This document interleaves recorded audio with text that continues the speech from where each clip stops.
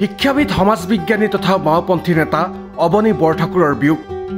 অৱনী বৰঠাকুৰৰ বিয়োগত শোকস্তব্ধ ৰাজ্যবাসী। প্ৰতিবাদী মিছিলক সন্মুখৰ পৰা নেতৃত্ব দিয়া এক দুৰন্ত শক্তি আছিল অৱনী বৰঠাকুৰ। চৰকাৰৰ জনবিৰোধী নীতিৰ আছিল কঠোৰ সমালোচক। অৱনী বৰঠাকুৰৰ জীৱনৰ চমু ইতিবৃত্ত সামৰি আমাৰ এই প্ৰতিবেদন। অসমৰ সুযোগ্য সমাজবিজ্ঞানী, চিন্তাবিদ, শিক্ষাবিদ তথা প্ৰবীণ বাওঁপন্থী নেতা অৱনী বৰঠাকুৰৰ দীৰ্ঘদিনীয়া অসুস্থতাৰ অন্তত মঙলবাৰে গুৱাহাটীৰ গীতানগৰস্থিত KGMT হাস্পতালত শেষ নিশ্বাস ত্যাগ কৰে। সেইগৰাকী মহান সমাজবিজ্ঞানীৰ বিয়োগত এতিয়া শোকস্তব্ধ হৈ পৰিছে ৰাজ্যবাসী। বুধবাৰে বোকাখাতত জীপাল কৃষক শ্ৰমিক সংঘ আৰু প্ৰয়াস অধ্যয়ন চক্ৰৰ উদ্যোগত গভীৰ শ্ৰদ্ধাঞ্জলি জ্ঞাপন কৰে।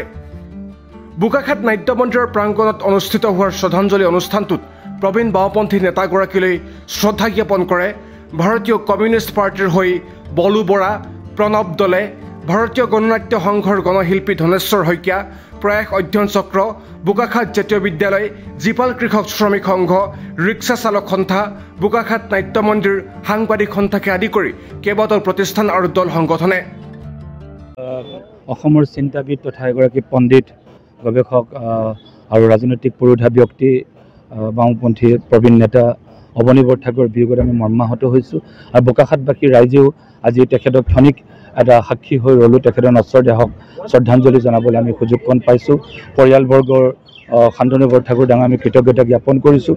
আমি তেখেতৰ পাণ্ডিত্যই ভৱিষ্যতৰ দিনত নতুন প্ৰজন্মক আলোকিত কৰি ৰাখক। তেখেতৰ চিন্তা আৰু কামে সকলোকে উদ্বুদ্ধ কৰক।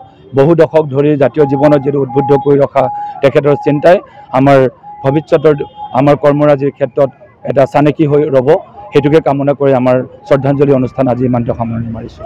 এইটো পাৰ্টিৰ কাৰণে ক্ষতিকাৰক।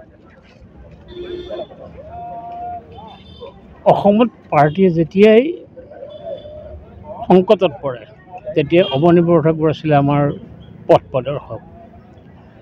আৰু পাৰ্টীয়ে কামত অৱহেলা কৰিলে, কৰ্মীসকলে অৱহেলা কৰিলে, তেখেতৰ খং উঠা মই সেই মুহূৰ্তত দেখা পাইছিলোঁ।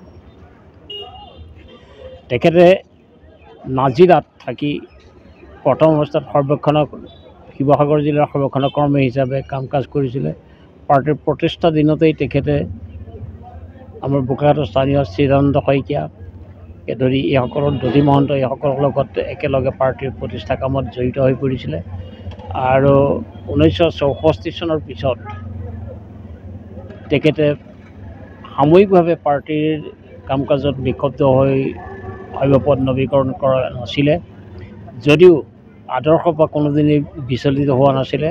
আৰু সেই সুযোগতে তেখেতে পাৰ্টীৰ সৰ্বেক্ষণৰ কৰ্মীৰ ঠাইত নাজিৰাত সামাজিকভাৱে জড়িত হৈ পৰিছিলে। নাজিৰা কলেজখন তেখেতে প্ৰতিষ্ঠা কৰিছিলে আৰু নাজিৰা কলেজৰ তেখেতে প্ৰতিষ্ঠাপক অধ্যক্ষ হিচাপে কাৰ্যনিৰ্বাহ কৰি তাৰ পৰাই অৱসৰ গ্ৰহণ কৰিছে। গতিকে মই নিজেও তেখেতৰ অসমৰ, ভাৰতবৰ্ষৰ, পৃথিৱীৰ ৰাজনৈতিক ইতিহাসৰ যি পাঠ্যক্ৰম, এই পাঠ্যক্ৰমত কেইবাবাৰো অংশগ্ৰহণ কৰিছোঁ আৰু তেখেতে তাত পাঠদান কৰিছিলে। তেখেতৰ পাঠদানৰ যিটো পদ্ধতি বৰ সুন্দৰ আছিলে। সকলোৱে এইটো বুজিব পৰাকৈ কথাখিনি ক'ব পাৰিছিলে আৰু এজন অতি সহজ সৰল অমায়িক কৰ্মী হিচাপে আমি তেখেতক দেখা পাইছিলোঁ।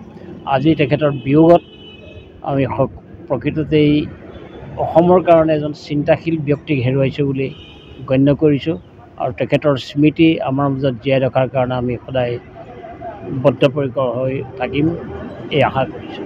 ধন্যবাদ।